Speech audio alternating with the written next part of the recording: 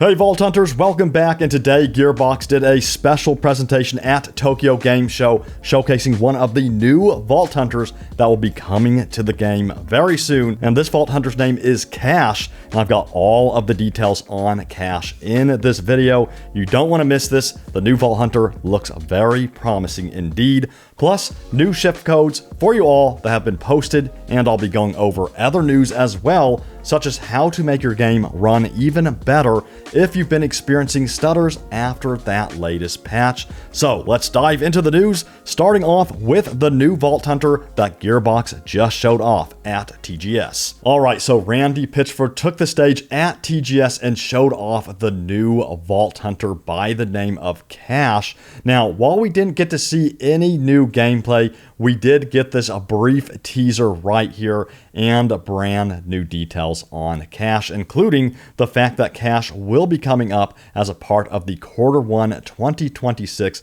DLC, which is very exciting. I cannot wait to play with Cash because he sounds like a very interesting Vault Hunter indeed. So first of all, Cash is a former dealer bot from a casino, and as a dealer at a casino, he saw players have fortunes made with luck or their lives ruined through bad luck. And like all robots in the Borderlands universe, Cash is programmed to do a very specific function, but he also has a personality of his own, which is why Cash decided to break free from his job and seek out his own life and journey as, you guessed it, a Vault Hunter. So as a Vault Hunter, Cash uses his understanding of chance and probability that he learned from his casino years to make his outcomes random. So with the roll of a dice or draw of playing cards, the outcomes are unknown until the chance determines Cash's fate. So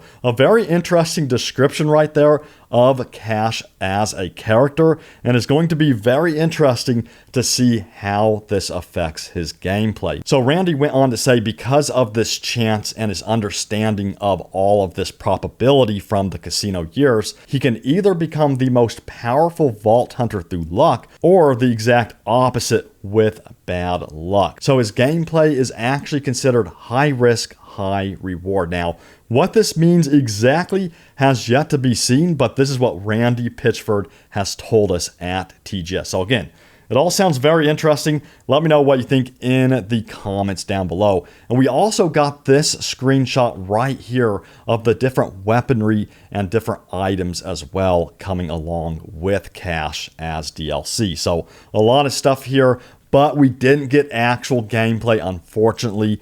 We did get this sneak peek at the behind the scenes development of a Cash. And what's really interesting about this is they used Randy Pitchford's knowledge of card handling and his knowledge as a magician to model the animation. So they showed off the different card animations and how they modeled those. So I'm excited that this Vault Hunter will be wielding cards. I'm definitely a fan of this type of gameplay. I loved Gambit in X-Men, and I love to see this type of gameplay for this next Vault Hunter. So let me know what you guys think about it in the comments down below, and this will be arriving in a couple months. So a lot of exciting stuff to look forward to. And guys, check this out. Randy Pitchford posted these shift codes on X. He didn't post 2 this time. He posted 3.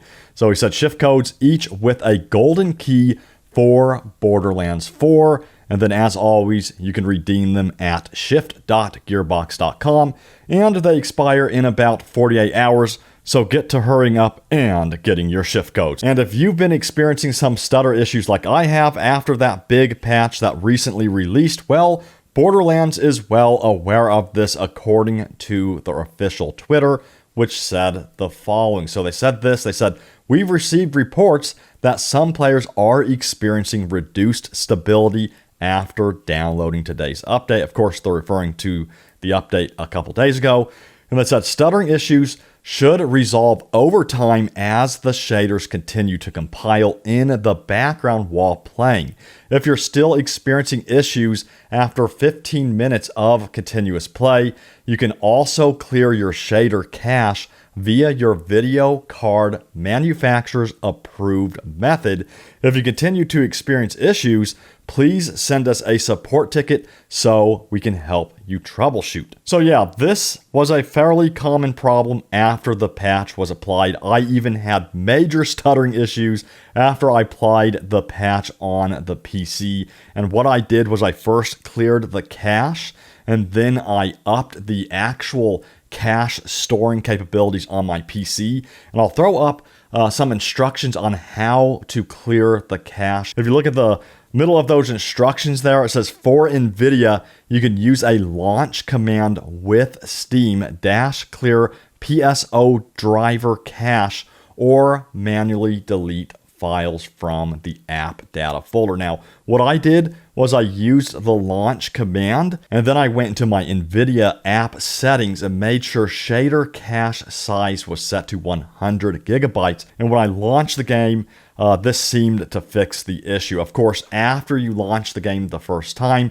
you want to close down the game and then delete that launch command you had in there. Because of course, otherwise it would clear the cache every single time you launch the game. And then again, just make sure your shader cache size is either set to 100 gigabytes or 10 gigabytes. Let me know if you guys had any success in fixing your stuttering issues if you ran into that problem. And hopefully this is not a problem in future patches, but thankfully it's an easy fix. Also, fellow Vault Hunter, AP Gaming on Reddit posted this: Lootlemon has weapons up now. They're referring to the lootlemon.com website. If you check out their website, you can see they have a whole list of Borderlands 4's weapons there with all of the details. It's pretty insane how much detail this website has for every weapon. So if you want a nice reference on the weapons in Borderlands 4 and you want to see all of the details and cross-reference the different weapons,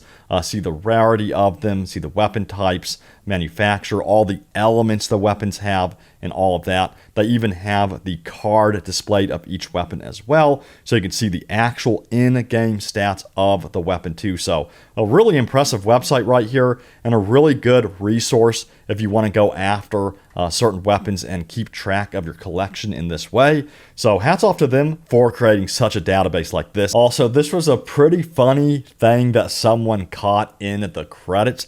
This was found by the Waggle. They said, caught this in the credits amongst the dev thank yous. And this is a thank you from Jeff Waldron, who said, it's so inspiring and heartwarming to see everybody talk about how amazing, caring, and supportive their families are. Unfortunately, my wife is none of these things. Thanks for nothing, Charisse. Jeff Waldron. So I found that one funny. I don't know why. It was a pretty funny find. And I went through the credits, I actually was reading the thank yous, but I missed this one somehow. So I'm glad they pointed that out. Somebody has a sense of humor, which is not surprising because Borderlands 4, it's definitely made by some funny people because the game is absolutely hilarious. And if you find something similar in the credits, let me know in the comments down below. And now let's jump into your top comments from the previous video, starting off with Vault Hunter Swoozy89, who says, I've had 2 different guns that gave drones. One that heals you, then there is another one that will also fight for you and drop grenades on baddies. And that sounds freaking awesome. I have yet to get an actual drone alt fire on my gun. I did end up getting an airstrike, which was a pinpointed airstrike. It did minimal blast damage, but it did quite a bit of damage to the target, which is pretty cool. And next up, we have some performance tips for PC from Arbitus84, who says, one thing that seems to have massively improved my game was to turn down the render distance from extreme.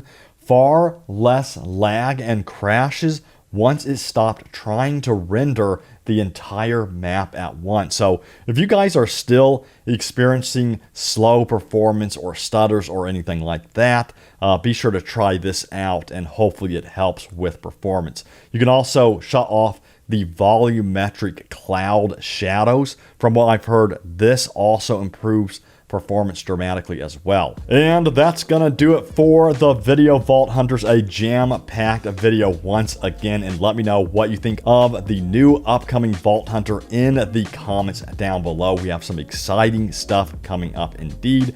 And stay tuned right here at Open World Games by hitting that subscribe button for more upcoming videos. And again, smash that like button if you enjoyed it, and we'll see you later in the next video.